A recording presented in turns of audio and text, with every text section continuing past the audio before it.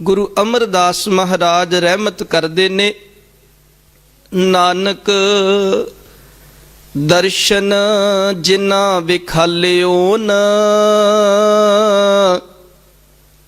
तिन्ना दरगा लए छड़ाए।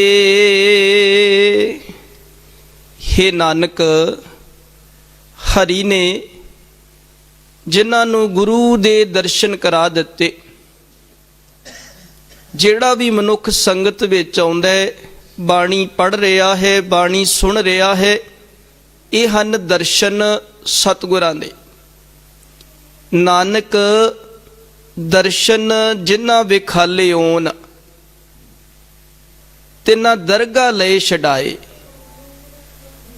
सतगुरु दरगाह दे विच फिर सानू विकारां दे वल्लों छड़ा लैंदा है।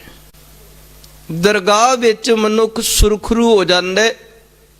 दरगाह विच इहदी शोभा हुंदी है। पंच परवान पंच प्रधान, पंचे पावें दरगह मान। जिन्हां ने सुनिया मन्निया, वो गुरु प्यारिओ जिउंदियां अंदर जिहड़ी परमेश्वर ने दरगाह बनाई है, उस विच मान प्राप्त करते ने, छुट जाते ने, जीवन सफल हो जाता है।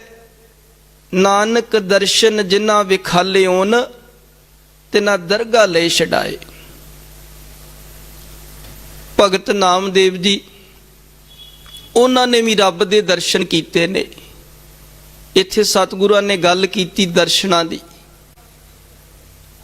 भगत नामदेव जी ने किवें परमेश्वर दे दर्शन कीते, किवें रब नूं पाया। बाणी विच उन्होंने बचन लिखे ने, एकै पाथर कीजै भाओ, दूजै पाथर धरिए पाओ, जे ओ देओ तां ओ पी देवा। भगत नामदेव जी समझाउंदे ने कि मनुख एक पत्थर दी मूर्ति बना के उस नूं पूजना करदा है, पर दूजे पत्थर दे उत्ते पैर रख रहा है। एक नूं पूज रहा है, एक ते पैर रख रहा है। भगत जी कहंदे ने, जे वो मूर्ति तेनू कुछ दे सकदी है, तो वो पत्थर फिर क्यों नहीं तेनू दे सकदा। भगत जी जिन्हां ने मूर्ति पूजा चों आपां नूं कढिया कि पत्थर दी पूजा नहीं करनी। भगत कबीर जी ने भी रहमत की कि हे प्राणी, जो मूर्ति नूं घड़न वाला है, वो मूर्ति दी छाती ते पैर रख के उन्होंने घड़दा है। जे ये मूर्त साची है तो गड़नहारे खाओ। भगत कबीर जी रहमत करते ने, कहते जे ये मूर्त सच्ची आ, जिहड़ी मूर्ति बनाई गई, कहते जे ये सच्ची आ, जिस मनुख ने उस मूर्ति दी छाती ते पैर रख के उन्होंने घड़िया, उन्होंने सवारिया, उस मनुख नूं कोई भी उन्हें नुकसान नहीं किया। भगत जी कहते जे ये सच्ची आ, जे ये पत्थर सच्चा है, तो जिन्हें बनाया पहला उहदा नुकसान करे। जे ये मूर्त साची है तो गड़नहारे खाओ। इस तरीके नाल भगत नामदेव जी ने, जो पहला पत्थर दी मूर्ति दी पूजा की जाती सी, मूर्ति पूजा चो कढ़ के रब दे नाल सानू जोड़ दिता। पर कई साखियां लिख दित्तियां गईयां भगत माला पुस्तक दे विच, भगतां दे परथाए, कि भगत नामदेव जी दे जिहड़े पिता ने, वो रोज मूर्ति दी पूजा करते ने, दुध पिआउंदे ने, ठाकुर दी पूजा करते ने। एक दिन कहंदे भगत नामदेव जी दे पिता वो काम ते गए ने, ते पिछों कह के गए ने नामदेव नूं, कहंदे ने अज ठाकुर नूं तुसी दुध पिआउणा है। देखो किवें साखियां लिखियां गईयां ने। ਹੁਣ ਭਗਤ ਨਾਮਦੇਵ ਜੀ ਤੇ ਕਹਿ ਰਹੇ ਨੇ ਕਿ ਇੱਕ ਪੱਥਰ ਨੂੰ ਤੂੰ ਪੂਜ ਰਿਹਾ, ਦੂਜੇ ਤੇ ਪੈਰ ਰੱਖ ਰਿਹਾ, ਇਹਦੇ ਚੋਂ ਕੁਝ ਨਹੀਂ ਮਿਲਣਾ। ਪਰ ਸਾਖੀਆਂ ਲਿਖਣ ਵਾਲਿਆਂ ਨੇ ਕਿਵੇਂ ਲਿਖ ਦਿੱਤੀਆਂ। ਭਗਤ ਨਾਮਦੇਵ ਜੀ ਨੂੰ ਕਹਿ ਕੇ ਗਏ ਨੇ ਉਹਨਾਂ ਦੇ ਪਿਤਾ ਜੀ ਕਿ ਤੁਸੀਂ ਠਾਕੁਰ ਨੂੰ ਦੁੱਧ ਪਿਆਉਣਾ। ਭਗਤ ਨਾਮਦੇਵ ਜੀ ਕਹਿੰਦੇ ਨੇ ਹੁਣ ਠਾਕੁਰ ਨੂੰ ਕਿ ਪਿਤਾ ਜੀ ਮੇਰੀ ਡਿਊਟੀ ਲਾ ਕੇ ਗਏ ਨੇ, ਠਾਕੁਰ ਜੀ ਤੁਸੀਂ ਦੁੱਧ ਪੀਣਾ ਕਰੋ। ਜੇ ਤੁਸੀਂ ਦੁੱਧ ਨਾ ਪੀਤਾ ਤੇ ਪਿਤਾ ਜੀ ਨਾਰਾਜ਼ ਹੋ ਜਾਣਗੇ, ਪਿਤਾ ਜੀ ਗੁੱਸੇ ਹੋਣਗੇ। ਕਹਿੰਦੇ ਨੇ ਹੁਣ ਠਾਕੁਰ ਜੀ ਪ੍ਰਗਟ ਹੋ ਗਏ। ਦੇਖੋ ਕਿਵੇਂ ਸਾਖੀਆਂ ਲਿਖੀਆਂ ਨੇ। ਪੱਥਰ ਦੇ ਵਿੱਚੋਂ ਠਾਕੁਰ ਜੀ ਕਹਿੰਦੇ ਪ੍ਰਗਟ ਹੋ ਗਏ, ਰੱਬ ਜੀ ਪ੍ਰਗਟ ਹੋ ਗਏ। ਭਗਤ ਨਾਮਦੇਵ ਜੀ ਦੇ ਕੋਲੋਂ ਕਹਿੰਦੇ ਉਹਨਾਂ ਨੇ ਦੁੱਧ ਛਕਿਆ। ਪਰ ਭਗਤ ਜੀ ਆਪ ਹੀ ਕਹਿ ਰਹੇ ਨੇ ਕਿ ਪੱਥਰ 'ਚ ਰੱਬ ਨਹੀਂ, ਪਰ ਸਾਖੀਆਂ ਲਿਖਣ ਵਾਲਿਆਂ ਨੇ ਆਪਣੇ ਤਰੀਕੇ ਨਾਲ ਸਾਖੀਆਂ ਲਿਖ ਦਿੱਤੀਆਂ। ਹੁਣ ਭਗਤ ਨਾਮਦੇਵ ਜੀ ਨੇ ਕਿਵੇਂ ਰੱਬ ਨੂੰ ਪ੍ਰਗਟ ਕੀਤਾ, ਇਹ ਆਪਾਂ ਉਹਨਾਂ ਦੇ ਸ਼ਬਦ ਵਿੱਚੋਂ ਵਿਚਾਰਾਂਗੇ, ਭਾਵ ਅਰਥਾਂ ਨੂੰ ਸਮਝਾਂਗੇ। ਭਗਤ ਜੀ ਦੇ ਪਾਵਨ ਬਚਨ ਨੇ, दूध पियो गोबिंदे राये, दूध पियो मेरो मन पति आए, नाही ता घर को वापरसाए। दुध जिहड़ा लफज है इत्थे वरतिया गया है चंगे कर्मां वास्ते। दूध पियो गोबिंदे राये, गोबिंद कहंदे ने ਉਹ ਧਰਤੀ ਦਾ ਮਾਲਕ, ਸ੍ਰਿਸ਼ਟੀ ਦਾ ਮਾਲਕ। ਤੇ ਗੋਬਿੰਦ ਦਾ ਮਤਲਬ ਧੀਰਜ ਰੂਪ ਪਰਮਾਤਮਾ ਜਿਹੜਾ ਸਾਡੇ ਅੰਦਰ ਬੈਠਾ ਹੈ। ਚੰਗੇ ਗੁਣਾਂ ਦੇ ਰੂਪ ਵਿੱਚ ਰੱਬ ਸਾਡੇ ਅੰਦਰ ਬੈਠਾ ਹੈ। ਭਗਤ ਜੀ ਨੇ ਬਾਹਰਲੇ ਰੱਬ ਦੇ ਬਾਰੇ ਨਹੀਂ ਸੀ ਕਿਹਾ ਕਿ ਪੱਥਰ ਜਿਹੜਾ ਹੈ ਉਹ ਦੁੱਧ ਛਕੇਗਾ, ਮੂਰਤੀ ਦੁੱਧ ਛਕੇਗੀ। ਪਰ ਸਾਖੀਆਂ ਘੜਨ ਵਾਲਿਆਂ ਨੇ ਸਾਖੀ ਘੜ ਦਿੱਤੀ ਤੇ ਆਪਾਂ ਸੁਣਾਈ ਜਾਂਦੇ ਆ ਕਿ ਭਗਤ ਨਾਮਦੇਵ ਜੀ ਨੇ ਰੱਬ ਨੂੰ ਪ੍ਰਗਟ ਕੀਤਾ ਤੇ ਸਾਖਸ਼ਾਤ ਦੁੱਧ ਪਿਆਉਣਾ ਕੀਤਾ। ਬਾਣੀ ਵਿੱਚ ਸਤਿਗੁਰਾਂ ਨੇ ਬਚਨ ਲਿਖੇ ਨੇ ਕਿ ਜਿਹੜਾ ਬੰਦਾ ਇਹ ਗੱਲ ਕਹਿੰਦਾ ਕਿ ਰੱਬ ਪ੍ਰਗਟ ਹੋ ਜਾਂਦਾ, ਰੱਬ ਸਾਖਸ਼ਾਤ ਰੂਪ ਵਿੱਚ ਆ ਜਾਂਦਾ, ਬਾਣੀ ਉਸ ਮਨੁੱਖ ਨੂੰ ਕਹਿੰਦੀ ਹੈ ਸੋ ਮੁਖ ਜਲੋ ਜਿਤ ਕਹੇ ਠਾਕੁਰ ਜੋਨੀ। ਕਹਿੰਦੇ ਉਹ ਮੁਖ ਹੀ ਸੜ ਜਾਵੇ ਜਿਹੜਾ ਕਹਿੰਦੇ ਰੱਬ ਜੂਨਾ ਵਿੱਚ ਆਉਂਦਾ। ਕਿਉਂਕਿ ਇਹ ਜਿਹੜੀ ਸਾਖੀ ਲਿਖੀ ਗਈ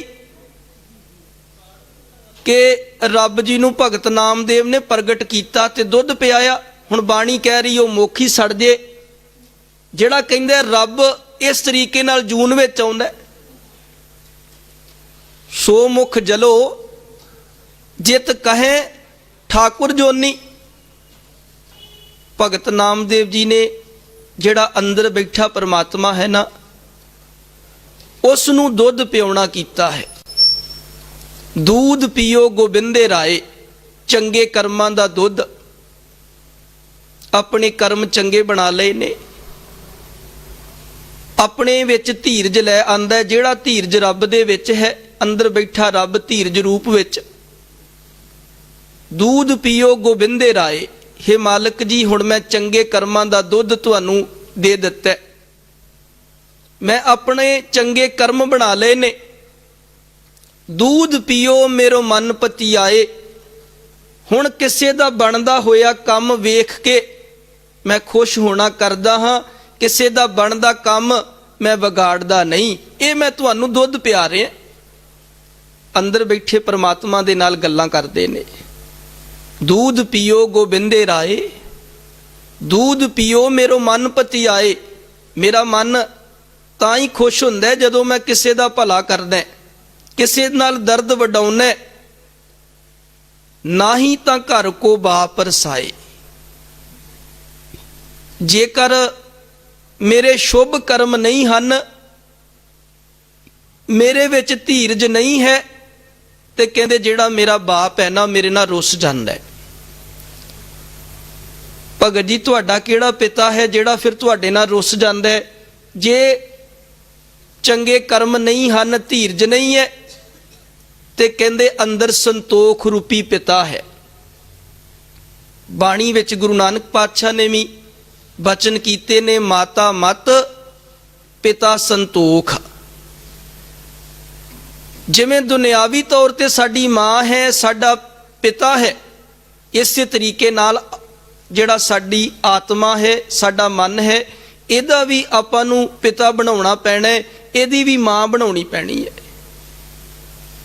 ਸਤਿਗੁਰੂ ਦੀ ਮੱਤ ਨੂੰ ਮਾਂ ਬਣਾਉਣਾ ਪੈਣਾ ਤੇ ਸੰਤੋਖ ਨੂੰ ਪਿਤਾ ਬਣਾਉਣਾ ਪੈਣਾ। ਭਗਤ ਨਾਮਦੇਵ ਜੀ ਵੀ ਇਹ ਸ਼ਬਦ ਵਿੱਚ ਕਹਿ ਰਹੇ ਨੇ, ਨਾਹੀਂ ਤਾਂ ਘਰ ਕੋ ਬਾਪ ਰਸਾਏ। ਕਹਿੰਦੇ ਨੇ ਸੰਤੋਖ ਰੂਪੀ ਪਿਤਾ ਰੁੱਸ ਜਾਂਦਾ। ਜੇ ਚੰਗੇ ਕਰਮ ਨਾ ਹੋਣ, ਧੀਰਜ ਨਾ ਹੋਵੇ, ਫਿਰ ਬੰਦੇ 'ਚ ਸੰਤੋਖ ਨਹੀਂ ਰਹਿੰਦਾ। ਤੇ ਸੰਤੋਖ ਤੋਂ ਬਿਨਾ ਜਿੰਨੇ ਮਰਜ਼ੀ ਬੰਦੇ ਨੂੰ ਪਦਾਰਥ ਮਿਲ ਜਾਣ, ਜਿੰਨੀ ਮਰਜ਼ੀ ਮਾਇਆ ਮਿਲ ਜਾਵੇ, ਬੰਦਾ ਰੱਜਦਾ ਨਹੀਂ ਹੈ। ਬਿਨਾ ਸੰਤੋਖ ਨਹੀਂ ਕੋ ਰਾਜੈ, ਸੁਪਨ ਮਨੋਰਥ ਬਿਰਥੇ ਸਭ ਕਾਜੈ। ਭਗਤ ਜੀ ਨੇ ਰਹਾਉ ਦੀਆਂ ਤੁਕਾਂ 'ਚ 3 ਗੱਲਾਂ ਸਮਝਾਈਆਂ ਕਿ 3 ਗੁਣ ਤੇਰੇ ਜੀਵਨ ਵਿੱਚ ਆਉਣੇ ਚਾਹੀਦੇ ਨੇ। ਸ਼ੁਭ ਕਰਮ, ਧੀਰਜ ਤੇ ਸੰਤੋਖ। ਜਦੋਂ ਇਹ 3 ਗੁਣ ਆ ਜਾਂਦੇ ਨੇ ਮਨੁੱਖ ਦੇ ਵਿੱਚ, 3 ਗੁਣਾਂ ਦਾ ਮਨੁੱਖ ਪੱਲਾ ਪਕੜ ਲੈਂਦਾ, ਆਪਣੇ ਮਨ ਨੂੰ ਅੜਵਾ ਬਣਾ ਲੈਂਦਾ। ਦੂਧ ਕਟੋਰੇ ਗੜਵੇ ਪਾਣੀ। ਪਾਣੀ ਨਿਰਮਲਤਾ ਦਾ ਪ੍ਰਤੀਕ ਹੈ ਅਤੇ ਆਪਣੇ ਮਨ ਨੂੰ ਗੜਵਾ ਬਣਾਉਂਦਾ ਤੇ ਮਨ ਦੇ ਵਿੱਚ ਨਿਰਮਲਤਾ ਲੈ ਕੇ ਆਉਂਦਾ। ਨਿਰਮਲਤਾ, ਦੂਧ ਕਟੋਰੇ, ਅਤੇ ਇਹ ਜਿਹੜੇ ਗਿਆਨ ਇੰਦਰੇ ਨੇ ਇਹਨਾਂ ਨੂੰ ਕਟੋਰੇ ਬਣਾ ਲੈਂਦਾ। ਅੱਖਾਂ, ਕੰਨ, ਨੱਕ, ਜੇਬਾ, ਇਹਨਾਂ ਗਿਆਨ ਇੰਦਰੀਆਂ ਦੀ ਸਹੀ ਵਰਤੋਂ ਕਰਦਾ। ਦੂਧ ਕਟੋਰੇ ਗੜਵੇ ਪਾਣੀ, ਕਪਲ ਗਾਏ ਨਾਮੇ ਦੁਹੇ ਆਨੀ। ਹੁਣ ਗਾਂ ਕਿਹੜੀ ਲਿਆਉਂਦਾ? ਧੀਰਜ ਵਾਲੀ, ਚੰਗੀ ਮੱਤ ਦਾ ਹੁਣ ਅੰਦਰ ਜਨਮ ਹੋ ਜਾਂਦਾ ਹੈ। 6 ਗੁਣ ਭਗਤ ਜੀ ਕਹਿੰਦੇ ਨੇ ਮੇਰੇ ਵਿੱਚ ਆ ਗਏ ਨੇ। ਜਦੋਂ 6 ਗੁਣ ਇਹਨਾਂ ਨੂੰ ਮੈਂ ਧਾਰਨ ਕਰ ਲਿਆ, ਧੀਰਜ ਨੂੰ ਧਾਰਨ ਕਰ ਲਿਆ, ਚੰਗੇ ਕਰਮ, ਸੰਤੋਖ, ਮਨ ਵਿੱਚ ਨਿਰਮਲਤਾ ਲੈ ਆਂਦੀ, ਇਹ ਗਿਆਨ ਇੰਦਰੇ, ਇਹਨਾਂ ਦੀ ਮੈਂ ਸਹੀ ਵਰਤੋਂ ਕੀਤੀ ਤੇ ਚੰਗੀ ਮੱਤ ਦਾ ਮੇਰੇ ਅੰਦਰ ਜਨਮ ਹੋ ਗਿਆ। ਭਗਤ ਜੀ ਕਹਿੰਦੇ ਫਿਰ ਕੀ ਹੋਇਆ?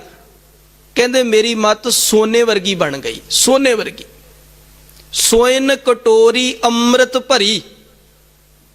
ਕਹਿੰਦੇ ਇਹਨਾਂ ਗੁਣਾਂ ਦੇ ਨਾਲ ਮੇਰੀ ਮੱਤ ਜਿਹੜੀ ਹੈ ਉਹ ਭਰ ਗਈ। ਸੋਇਨ ਕਟੋਰੀ ਅੰਮ੍ਰਿਤ ਭਰੀ, ਲੈ ਨਾਮੈ ਹਰ ਆਗੇ ਧਰੀ। ਕਹਿੰਦੇ ਧੀਰਜ ਰੂਪੀ ਪਰਮਾਤਮਾ ਦੇ ਕੋਲ ਮੈਂ ਆਪਣੀ ਇਹ ਸੋਨੇ ਵਰਗੀ ਮੱਤ ਨੂੰ ਬਿਠਾ ਦਿੱਤਾ। ਕਿਉਂਕਿ ਜਿਵੇਂ ਸੋਨਾ ਕੀਮਤੀ ਹੈ ਨਾ, ਇਸੇ ਤਰੀਕੇ ਨਾਲ ਜਦੋਂ ਇਹ 6 ਗੁਣ ਮਨੁੱਖ ਆਪਣੇ ਅੰਦਰ ਲੈ ਆਵੇਗਾ ਤੇ ਉਹਦੀ ਮੱਤ ਵੀ ਕੀਮਤੀ ਹੋ ਜਾਵੇਗੀ। ਜਪ ਬਾਣੀ 'ਚ ਵੀ ਆਪਾਂ ਪੜ੍ਹਦੇ ਹਾਂ, ਮੱਤ ਵਿੱਚ ਰਤਨ ਜਵਾਹਰ ਮਾਣਕ, ਜੇ ਇੱਕ ਗੁਰ ਕੀ ਸਿੱਖ ਸੁਣੀ। ਸਤਿਗੁਰਾਂ ਦੀ ਸਿੱਖਿਆ ਨੂੰ ਸੁਣ ਕੇ ਜੇ ਮੰਨੀਏ ਤੇ ਮੱਤ ਵਿੱਚ ਰਤਨ ਜਵਾਹਰ ਮਾਣਕ, ਮੱਤ ਜਿਹੜੀ ਹੈ ਰਤਨਾਂ ਵਾਂਗ, ਹੀਰਿਆਂ ਵਾਂਗ ਕੀਮਤੀ ਬਣ ਜਾਂਦੀ ਹੈ। ਸੋਇਨ ਕਟੋਰੀ ਅੰਮ੍ਰਿਤ ਭਰੀ, ਲੈ ਨਾਮੇ ਹਰ ਆਗੇ ਧਰੀ। ਰੱਬ ਜੀ ਦੇ ਅੱਗੇ ਇਦਾਂ ਦਾ ਕਹਿੰਦੇ ਮੈਂ ਜੀਵਨ ਬਣਾ ਲਿਆ, ਆਪਣੇ ਅੰਦਰੋਂ ਮੈਂ ਬਦਲਿਆ। ਇਹ ਦੁੱਧ ਮੈਂ ਰੱਬ ਨੂੰ ਪਿਆ ਰਿਹਾ। ਏਕ ਭਗਤ ਮੇਰਾ ਹੀਰੈ ਬਸੈ, ਨਾਮੇ ਦੇਖ ਨਾਰਾਇਣ ਹਸੈ। ਕਹਿੰਦੇ ਇਹ ਜਿਹੜੀ ਭਗਤੀ ਮੇਰੇ ਅੰਦਰ ਵਸ ਗਈ ਤੇ ਰੱਬ ਜੀ ਹੁਣ ਅੰਦਰ ਬੜੇ ਪ੍ਰਸੰਨ ਨੇ, ਬੜੇ ਖੁਸ਼ ਨੇ। ਹੁਣ ਕਿਹੜੀ ਭਗਤੀ? ਬਾਣੀ 'ਚ ਸਤਿਗੁਰੂ ਬਚਨ ਕਰਦੇ ਨੇ, ਮਤ ਹੋਂਦੀ ਹੋਏ ਇਆਣਾ, ਤਾਣ ਹੋਂਦੇ ਹੋਏ ਨਿਤਾਣਾ, ਅਣਹੋਂਦੇ ਆਪ ਵੰਡਾਏ, ਕੋਈ ਐਸਾ ਭਗਤ ਸਦਾਏ। ਇਹ ਭਗਤੀ ਕਹਿੰਦੇ ਜੇ ਤੇਰੇ ਕੋ ਮਤ ਹੋਵੇ ਤੇ ਤੂੰ ਇਹ ਨਾ ਸੋਚੇ ਕਿ ਜਿੰਨਾ ਮੈਂ ਸਿਆਣਾ ਹਾਂ ਮੇਰੇ ਤੋਂ ਜ਼ਿਆਦਾ ਸਿਆਣਾ ਕੋਈ ਨਹੀਂ ਹੈ। ਕਹਿੰਦੇ ਮਤ ਹੁੰਦੀ ਹੋਏ ਇਆਣਾ, ਤਾਣ ਹੁੰਦੇ ਹੋਏ ਨਿਤਾਣਾ, ਤੇਰੇ ਕੋ ਤਾਕਤ ਹੋਵੇ, ਕੋਈ ਪਦਵੀ ਹੋਵੇ, ਪਰ ਉਹਦਾ ਤੈਨੂੰ ਮਾਣ ਨਾ ਹੋਵੇ। ਤੀਸਰਾ ਗੁਣ ਅਣਹੋਂਦੇ ਆਪ ਵੰਡਾਏ, ਅਤੇ ਤੂੰ ਵੰਡ ਕੇ ਛਕੇ। ਇਹ ਤਿੰਨ ਗੁਣ ਭਗਤ ਜੀ ਕਹਿੰਦੇ ਮੇਰੇ ਹਿਰਦੇ ਵਿੱਚ ਵਸ ਗਏ ਨੇ। ਕੋਈ ਐਸਾ ਭਗਤ ਸਦਾਏ, ਆਪਾਂ ਵੀ ਜੇ ਤਿੰਨ ਗੁਣ ਵਸਾ ਲਵਾਂਗੇ, ਅਕਲ ਹੁੰਦਿਆਂ ਨਿਮਾਣੇ ਰਹੀਏ, ਤਾਕਤ ਹੁੰਦਿਆਂ ਵੀ ਨਿਮਾਣੇ ਰਹੀਏ, ਤੇ ਵੰਡ ਕੇ ਛਕੀਏ। ਇਹ ਭਗਤੀ ਭਗਤ ਜੀ ਕਹਿੰਦੇ ਮੇਰੇ ਹਿਰਦੇ ਵਿੱਚ ਵਸ ਗਈ। ਕੋਈ ਐਸਾ ਭਗਤ ਸਦਾਏ, ਏਕ ਭਗਤ ਮੇਰਾ ਹੀਰੇ ਬਸੈ, ਨਾਮੇ ਦੇਖ ਨਰਾਇਣ ਹਸੈ। दूध पियाए भगत कर गया, नामे हर का दर्शन पया। भगत जी कहते ने ये दुध जेड़ा है ना, ये परमात्मा नू मैं पियाउणा कीता। हुण मेरा मन जेड़ा है निज घर च पहुंच गया है, मेरा मन टिक गया। दूध पियाए भगत कर गया, गया मेरा मन हुण टिक गया। नामे हर का दर्शन भया, कहते इदा मैं रब का दर्शन किया, मैं किसी पत्थर की मूर्ति चो रब का दर्शन नहीं किया। पर साखियां लिखण वालियां ने लिख दित्तियां कि भगत नामदेव जी ने रब नू दुध पियाया। इस शब्द नू कईयां ने इदां व्याख्या कर दित्ती कि रब नू प्रगट किया, दुध पियाया, रब ने दुध पीता। पर भगत जी ने बाहरलियां उदाहरणां लईयां, अलंकार वरते, पर गल सारी अंदर दी समझाई। क्योंकि बाहरी रब बारे आपां विचार कर चुके हैं कि जिहड़ा मुख कहिंदा कि रब जूना चाहुंदा, रब प्रगट हो जांदा, सतगुरु कहंदे ओ मुख ही सड़ दे। सो मुख जलो जित कहे ठाकुर जोनी। इत्थे भी गुरु पातशाह समझा रहे हैं कि जिन्हां ने गुरु पातशाह का दर्शन किया, गुरु पातशाह नू अपने अंदर वेखना किया, उन्हां दा जिहड़ा जीवन है सफल हो जाता है। वो दरगाह दे विच छडा ले जाते ने। नानक दर्शन जिन्हां विखाले होन, तिन्हां दरगाह ले छडाए। सो अंदर ही आपां दर्शन करना है। जिवें भगत धन्ने बारे भी कहा जाता है कि उन्हां ने पत्थर विचों रब पाया। पर बाणी कोलों आपां पुछांगे ते बाणी विच भगत धन्ना जी खुद कह रहे ने, धन्नै धन पाया धरनी धर, मिल जन संत समानिया। कहंदे मैं जेड़े भगत कबीर वर्गे संत ने, भगत रविदास जी, भगत नामदेव जी, कहंदे इन्हां संतां दी संगत करके जिवें इन्हां ने अपने अंदर गुण वसाए, मैं भी अपने अंदर गुण वसा लए। पर आपां भगत धन्ने नूं भी कह दिता कि उन्हां ने भी पत्थर चो रब पाया। ते भगत जी खुद कह रहे ने, धन्नै धन पाया धरनी धर, मिल जन संत समानिया। ए बिद सुन के जाटरो उठ भगती लागा, मिले प्रतख गुसाइयां धन्ना वड भागा। सो रब है साडे अंदर, चंगे गुणां दे रूप विच बैठा होया है। जिहड़ा भी जीव अपने अंदर भगत नामदेव जी वांग चंगे गुण लै आवेगा, अंदर बैठे रब नाल मिलाप हो जाएगा, ते दरगाह दे विच वो कबूल हो जाएगा, दरगाह विचों छुट जाएगा। नानक दर्शन जिन्हां विखाले होन, तिन्हां दरगाह